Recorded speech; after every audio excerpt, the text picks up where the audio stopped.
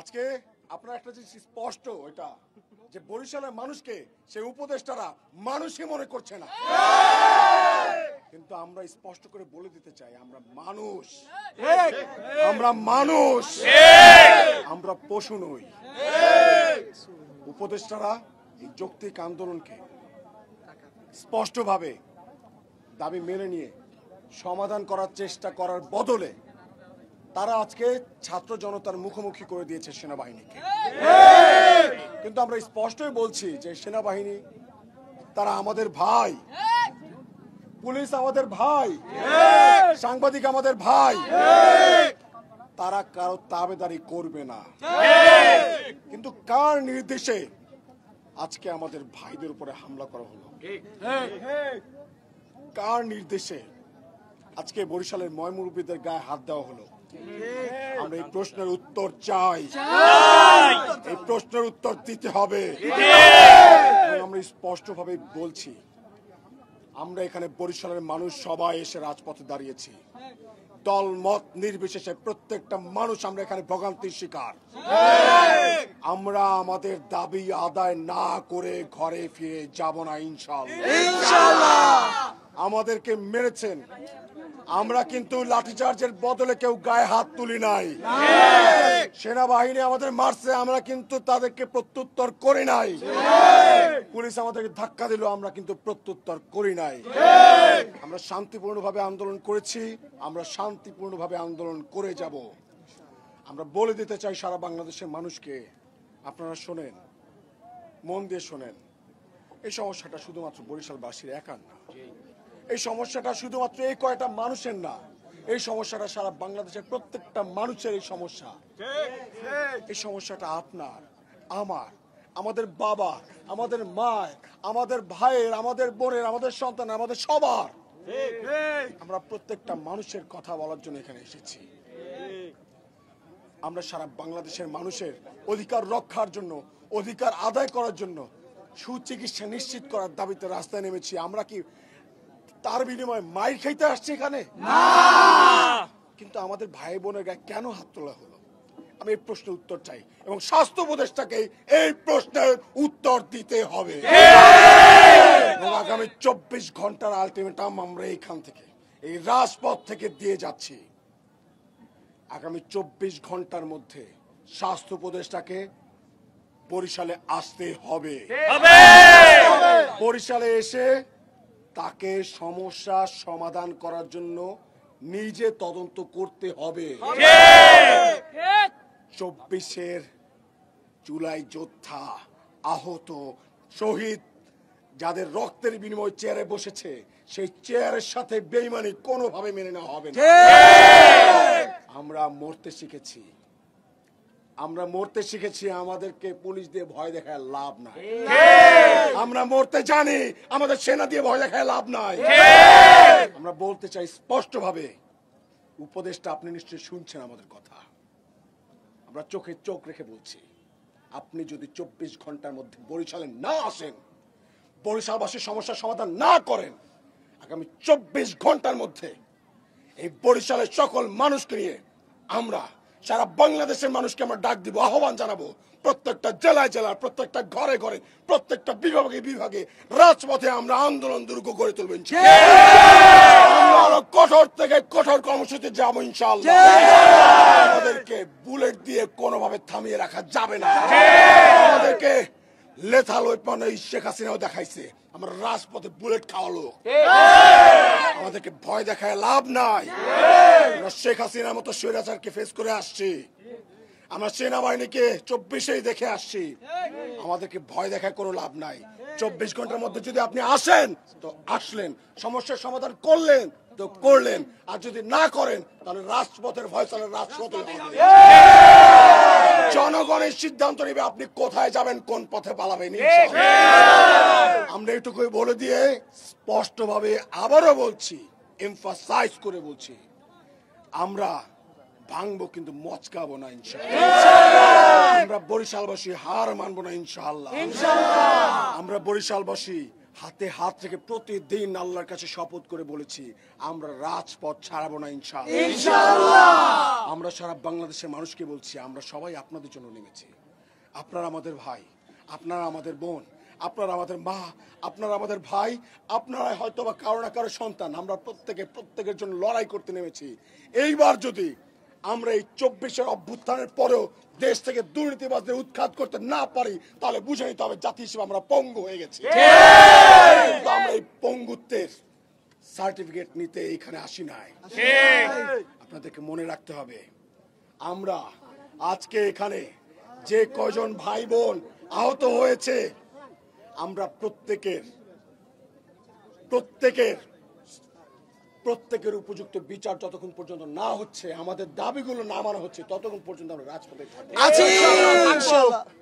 এবং যে বা যারা এখানে সংহতি প্রকাশ করছেন সবার প্রতি আমাদের কৃতজ্ঞতা। যারা যারা এসেছেন সবার প্রতি কৃতজ্ঞতা। সাংবাদিক ভাই, পুলিশ ভাই বলেন তাদেরকে বলছি কৃতজ্ঞতা, আর্মি বলেন তাদেরকে বলছি কৃতজ্ঞতা, শ্রমিক ভাইরা যারা বাস মালিক সমিতির কাউন্টারে যারা এখানে আছেন তাদের প্রতি কৃতজ্ঞতা, কৃষক শ্রেণীর প্রতি আমাদের কৃতজ্ঞতা, বাবা মায়েরা যারা এখানে সন্তান নিয়ে এসেছেন তাদের প্রতি কৃতজ্ঞতা, যারা ডাক্তার ভাইরা আছেন, নার্স ভাইরা আছেন তাদের প্রতি কৃতজ্ঞতা। এবং আমরা ছাত্র সমাজ সারা বরিশালের মানুষ এক হয়েছি। সারা বরিশালের মানুষ দল মত নির্বিশেষে প্রত্যেকটা মানুষ আমরা এক হয়েছি। আমরা আবারও স্পষ্ট করে বলে দিতে চাই, হুঁশিয়ারি দিচ্ছি মাত্র 24 ঘন্টার। এই 24 ঘন্টার মধ্যে যদি সমস্যার সমাধান করার মতো কোনো আশ্বাস আমরা না পাই, উপদেষ্টা যদি না আসে, আরো কঠোর থেকে কঠোরতম কর্মসূচিতে আমরা যাবো ইনশাআল্লাহ। আন্দোলন চলছে, চলবে, জনতা সংগ্রাম চলছে, চলবে ইনশাআল্লাহ। আমাদের 3টা দফা আবার স্পষ্ট করে সেই স্বাস্থ্য উপদেষ্টাকে বলে দিতে চাই, যে উপদেষ্টা সে নেপোটিজম করে এখানে এসে বসেছে, তাকে বলে দিতে চাই আমাদের 3টা দফা স্পষ্ট দাবি।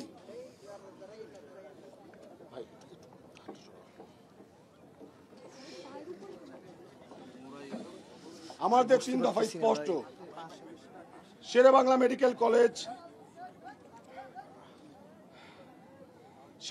মেডিকেল কলেজ হাসপাতাল সহ বাংলাদেশের সকল সরকারি হাসপাতালগুলোর অবকাঠামোগত উন্নয়ন, পর্যাপ্ত দক্ষ জনবল নিয়োগ, আধুনিক যন্ত্রপাতি ও ওষুধ সরবরাহ সহ সর্বসাধারণের জন্য সুচিকিৎসা নিশ্চিত করতে হবে।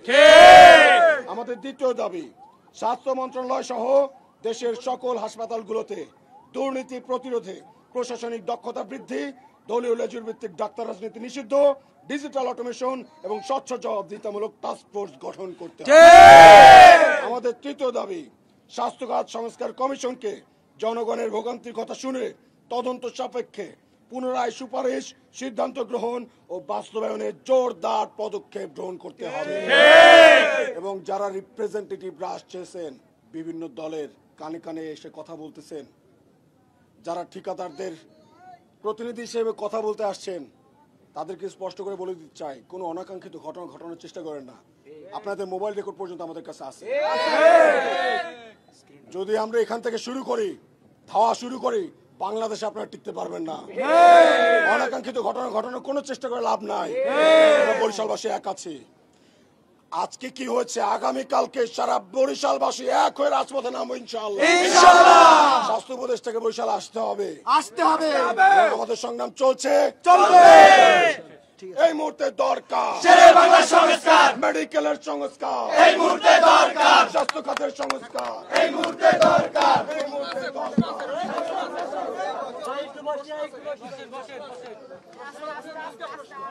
একটা হচ্ছে 24 ঘন্টার আলটিমেটাম শেষ হওয়ার পরে যদি এই সমস্যার সমাধান না হয় তাহলে পরিকল্পনা স্বাস্থ্য উপদেষ্টা